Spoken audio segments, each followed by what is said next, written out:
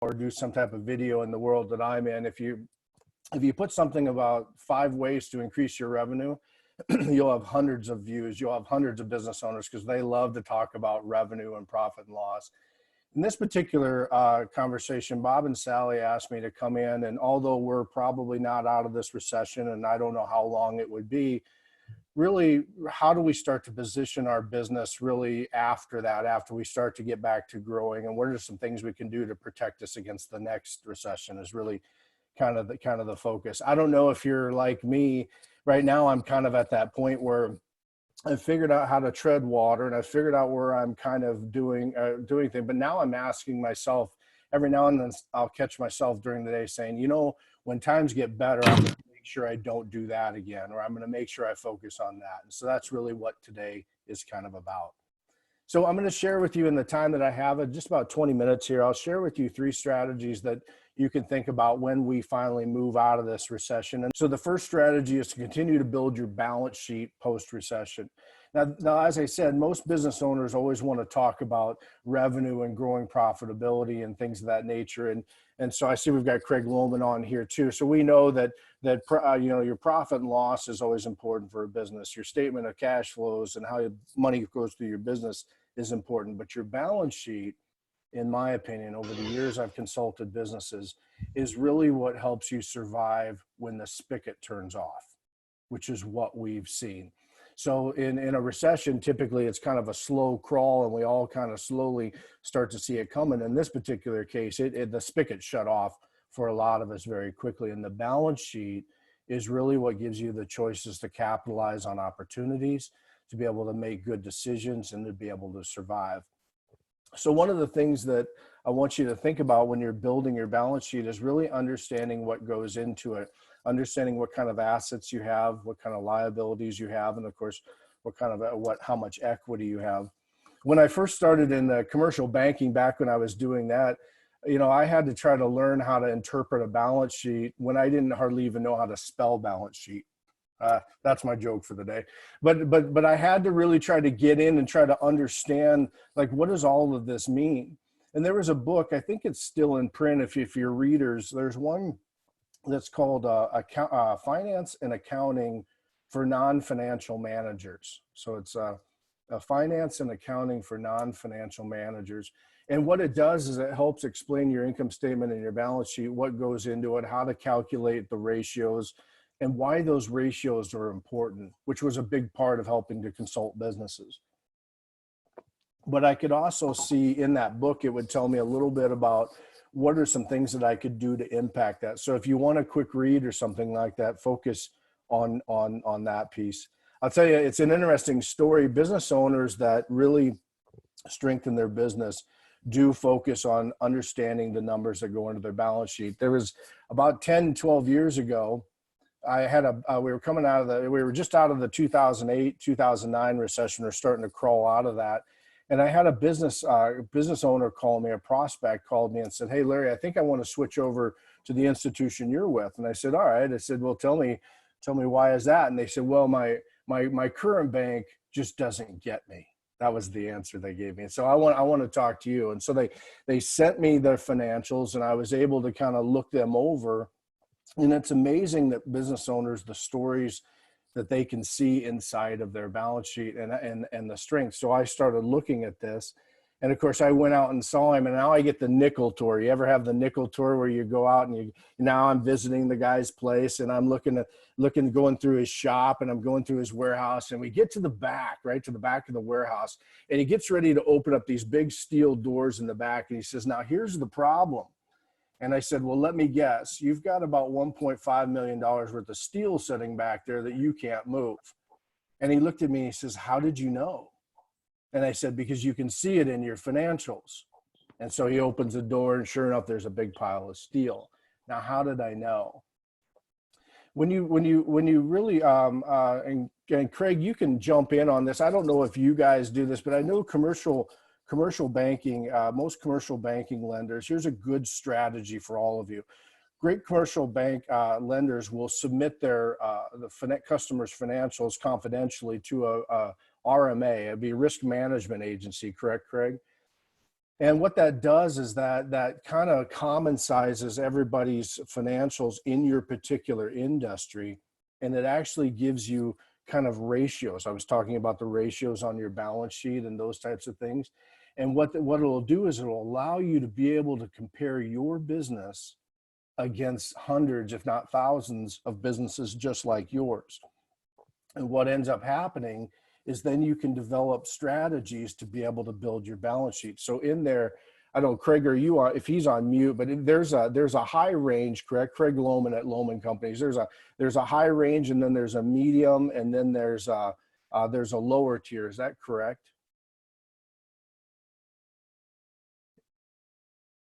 Sorry about that. You're talking about RMA, the ratios? Yeah, yeah. Yeah, typically they have the different tiers, and then they'll also show averages as well across industries when you're looking at certain industries. Yeah. So when you're looking at your balance sheet, so when you start there as a business owner, again, a lot of times we're thinking about profit and loss, but what are the decisions that we're doing to kind of build that balance sheet up? So you might look at how much leverage you have, how much working capital, how much cash do you have on hand compared to businesses that do just what you do.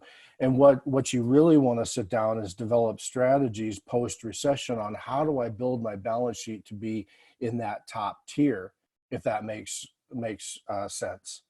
And so that's one of the focuses. What you can do is go to your bank. Here's your takeaway for this point.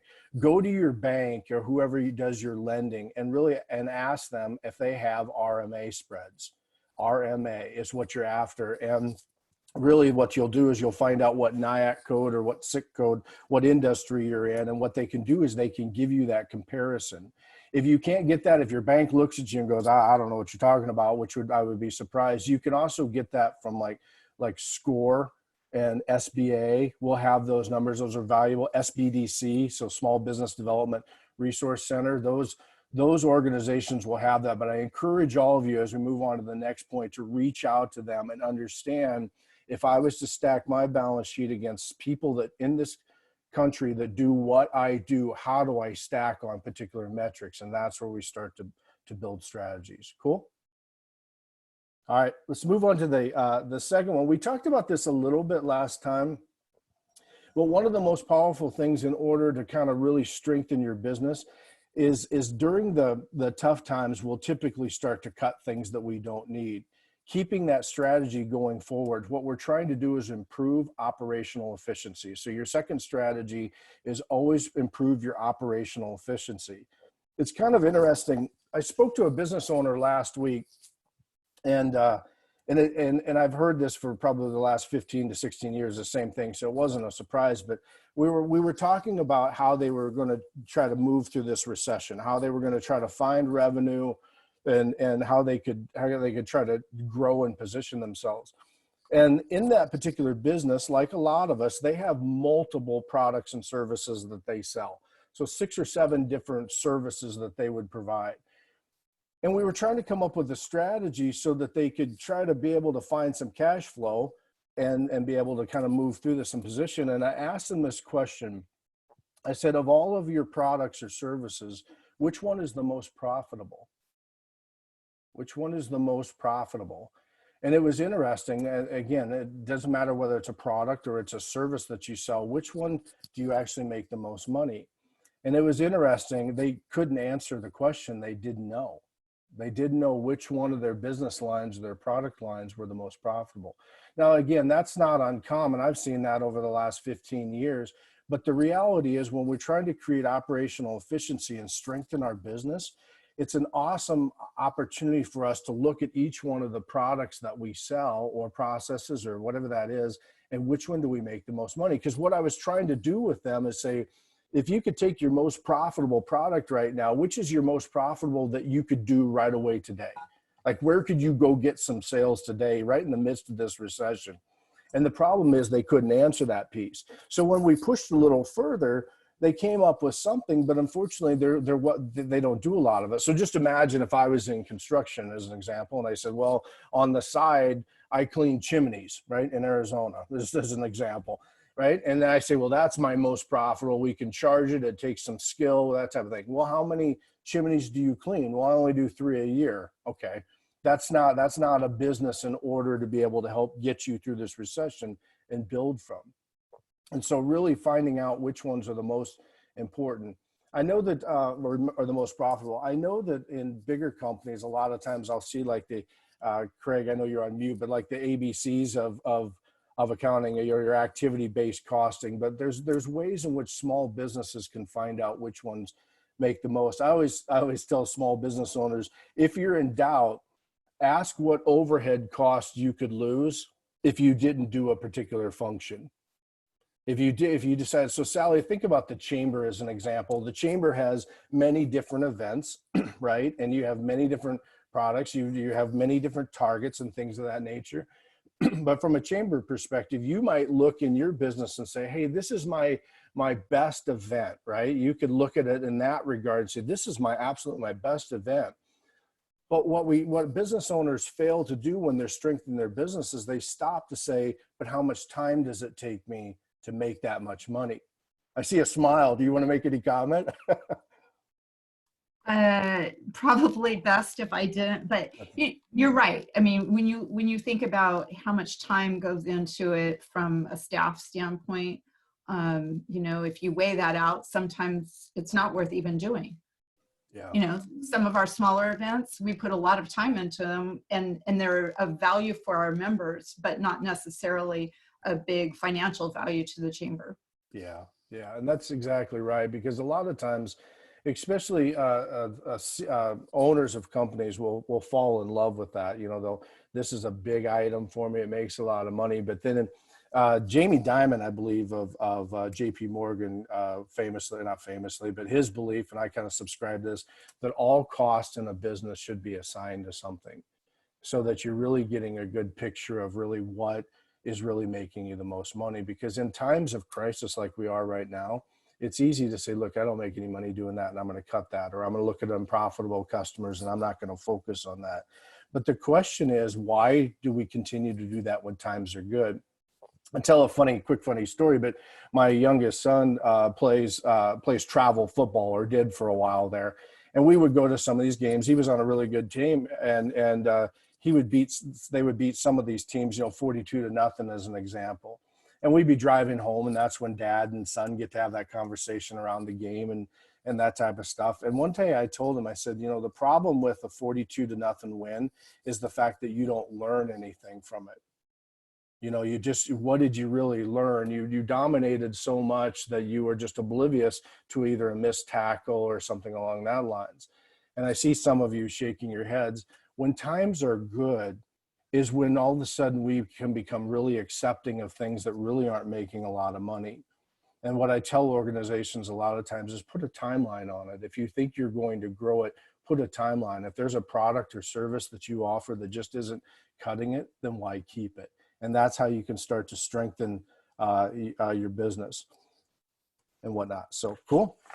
Thank you for filling in on that, Sally. But that is a great way to look at it, especially a business like yours and like many of ours that have multifaceted pieces.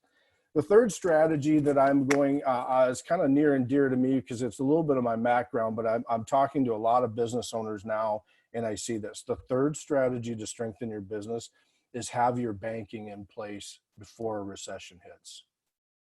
Okay.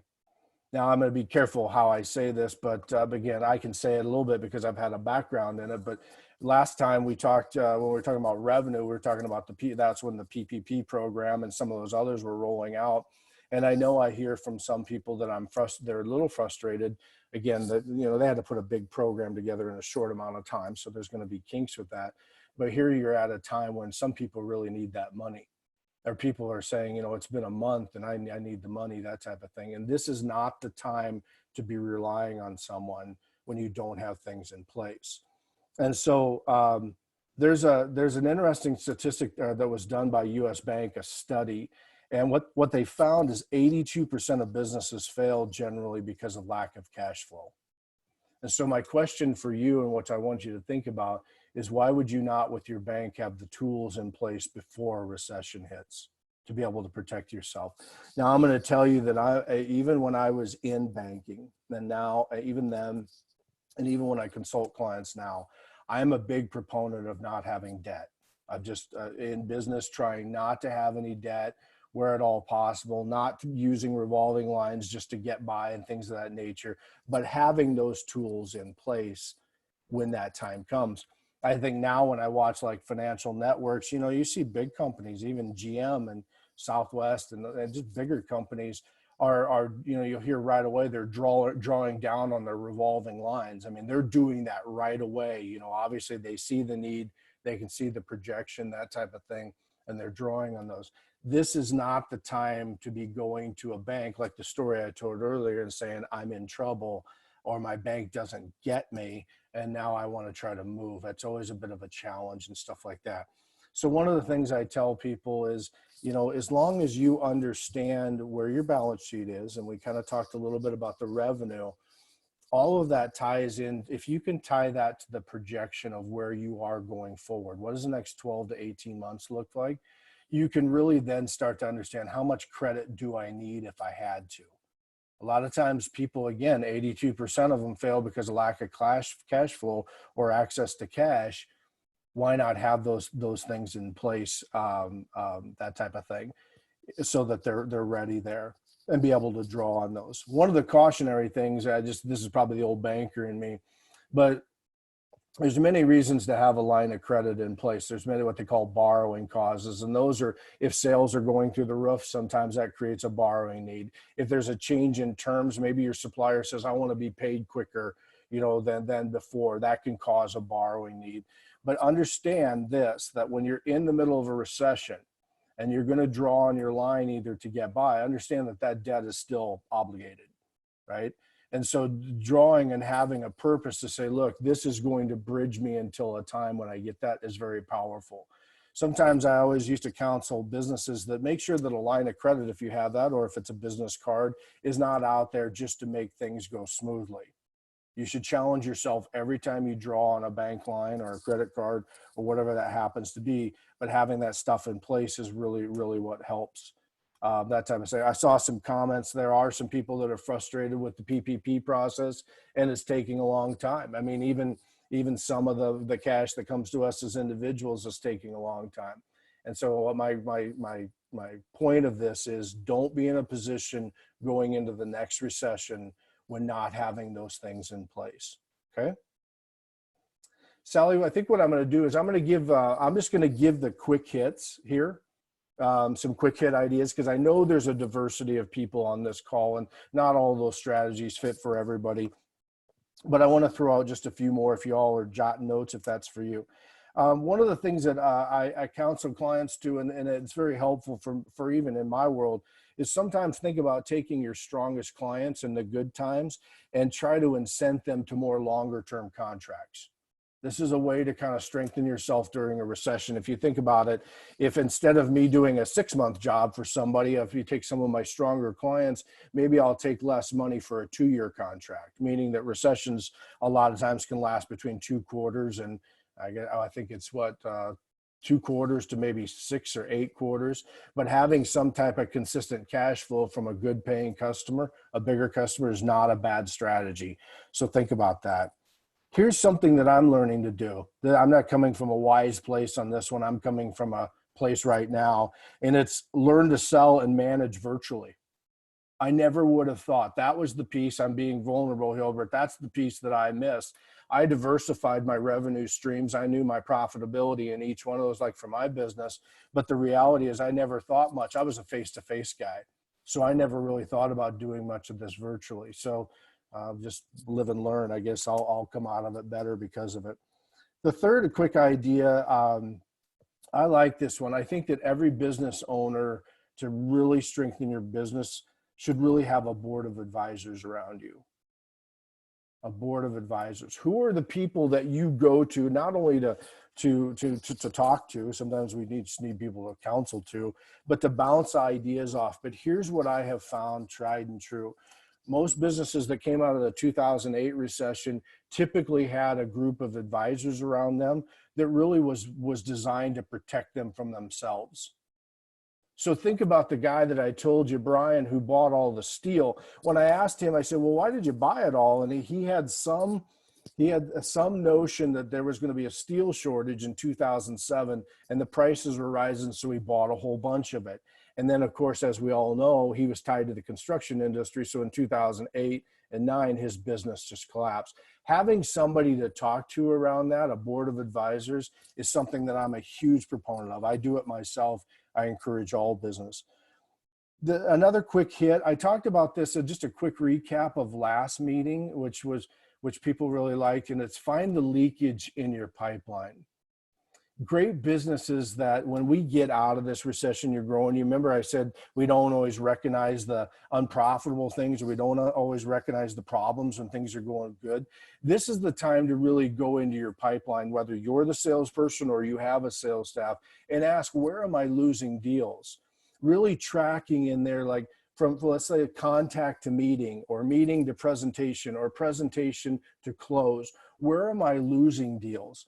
Because during the times that are good is an ideal time for you to work with either yourself or your sales staff to improve their skills and to be able to become the most efficient. And then when that cash flow starts coming in, then that's when you make decisions on your balance sheet. See, it all starts to tie together. And so this is the time, find that leakage in your pipeline, because that's, okay, I'll just say it because I've been around sales professionals my whole life, but in great times, that's when your sales staff gets the laziest, because stuff comes to them easiest. And so right now you've got salespeople that are really trying to become salespeople and really trying to do some things.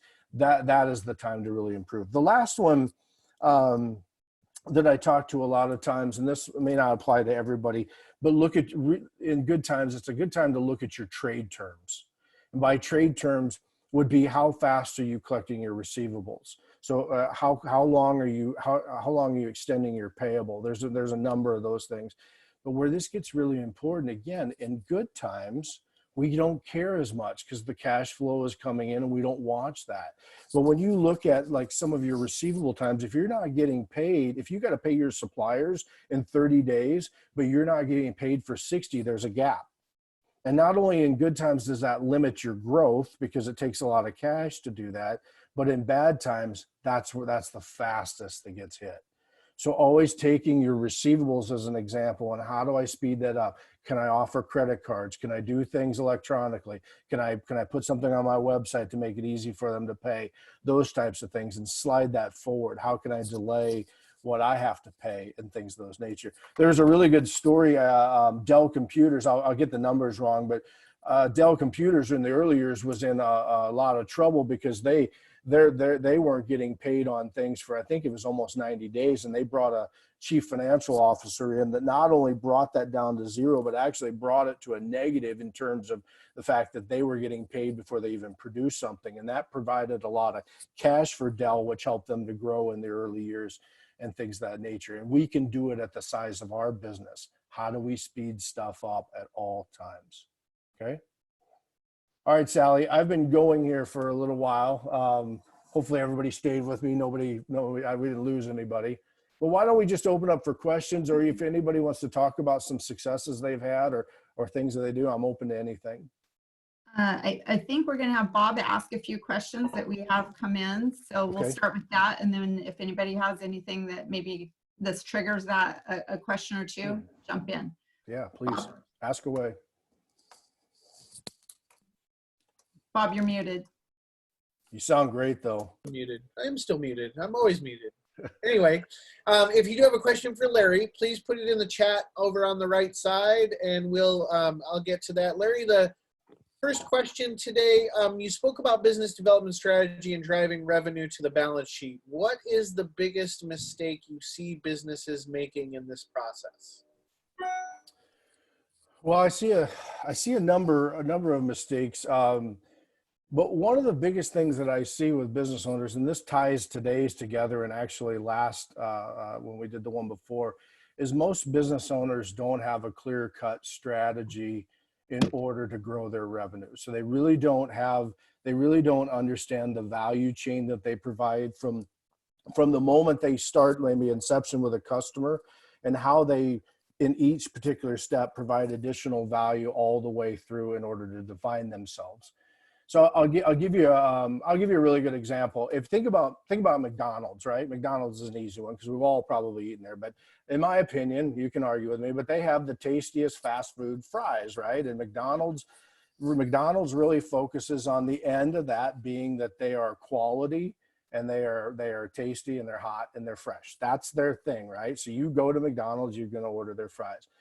But if you really do a deep dive into McDonald's strategy, as an example, that value chain goes all the way back to the farmers they select for the potatoes and probably even before that. So if McDonald's has a bad batch of fries for you, they're not going to sit there at the counter and blame Farmer Joe in Idaho, are they? I mean, they have to make sure through their strategic process and their value chain that everything along the way is designed to end with that product in mind. And the quality of that particular product. And so everything from the farmers they use to how they haul it, to how they process it and how that's handled. All at the end of that is that they know exactly what their target is. Everything's lined up. And this is what business owners, Bob, missed to the point of your question. So if you think about it, McDonald's, that whole value chain creates an experience for some of us. Maybe it's just a quick ride through the drive-through. For me, in my younger years, and when my boys were little, I could take them and we could go eat the fries and the burger, right? And then they could play on the swing set.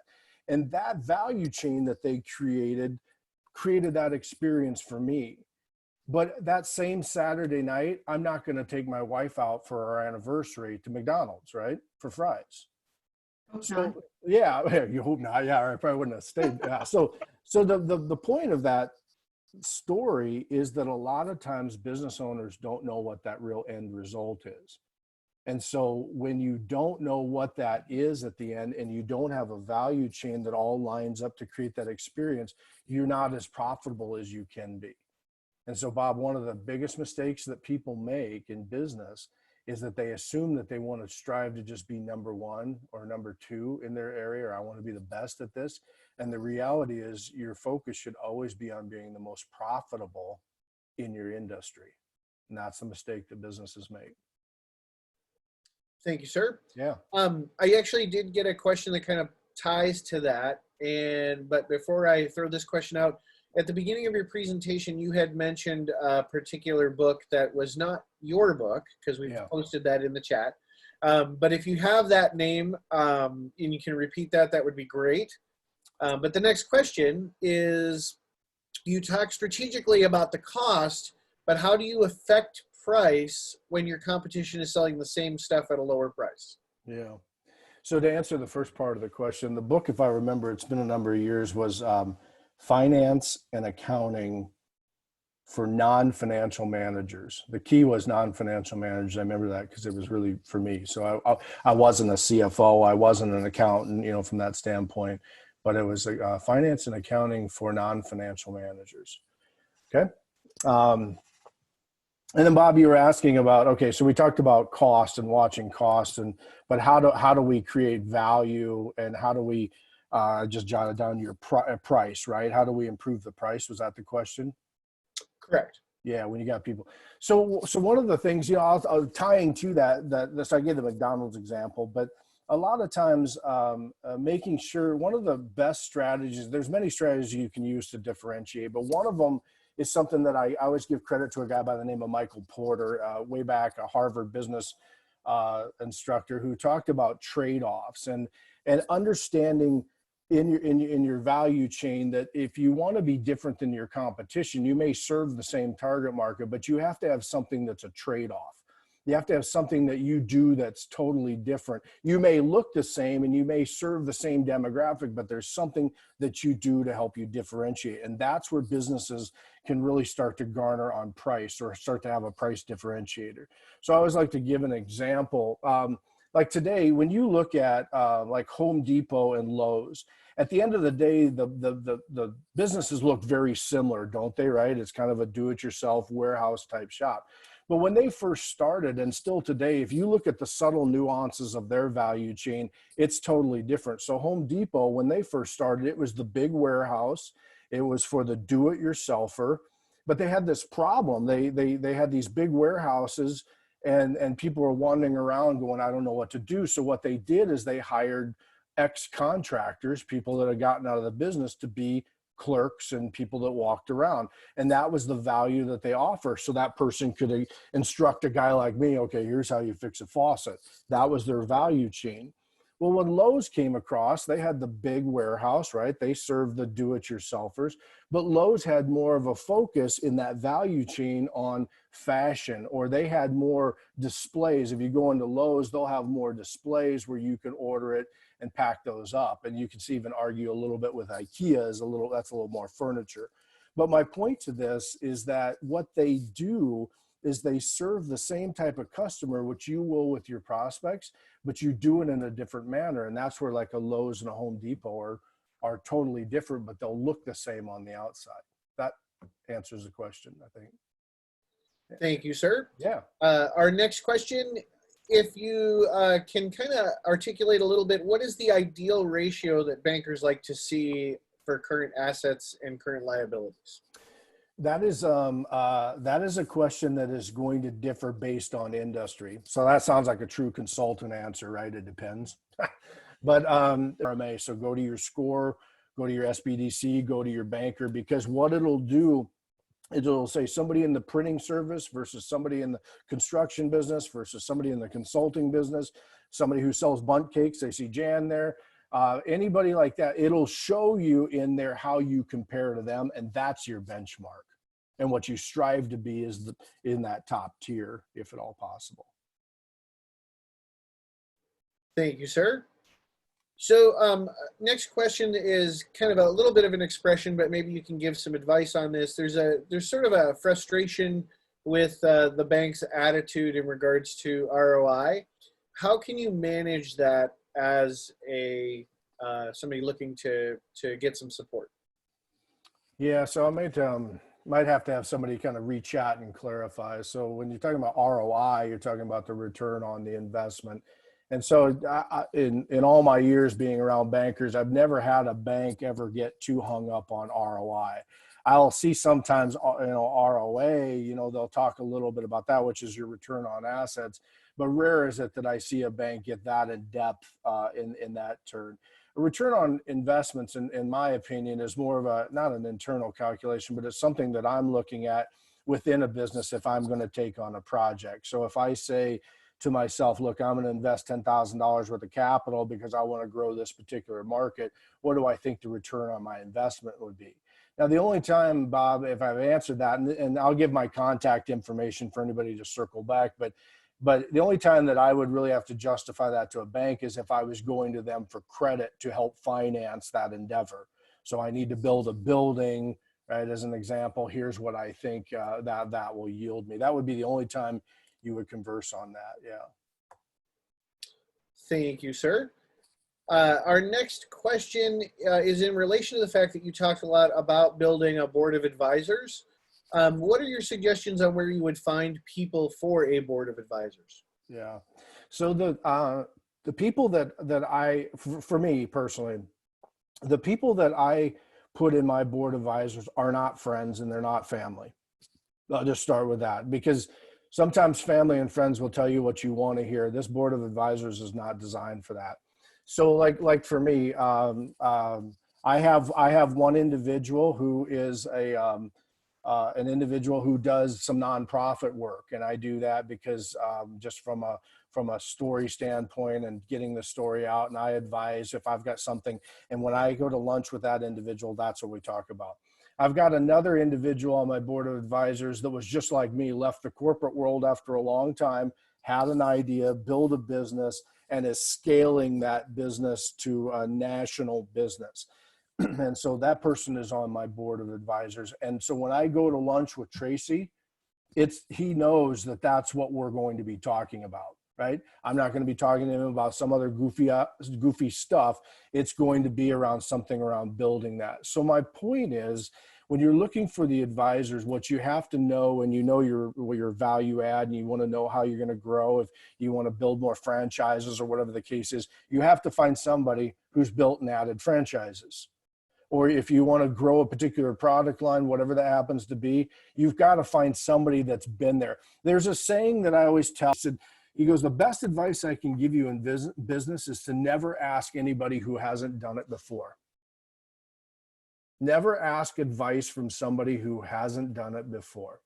And so the board of advisors is designed, to the point of that question, to be somebody who has done it before, where at a place where you are in your business, that you can go to coffee with, or you can talk to, or Zoom chat, so yeah, good point. Okay, I'll go ahead at this time and turn it back over to Sally. Thank you. Does anyone have any last questions for Larry? Larry, any last comments? Yeah, I'll just leave you with this. I understand that I know this is a diverse audience, and in terms of the different types of businesses, and so some stuff is more applicable to others and whatnot. But if it's for you, take me up on my offer. You can send me an email if you just have a question or something on something we covered.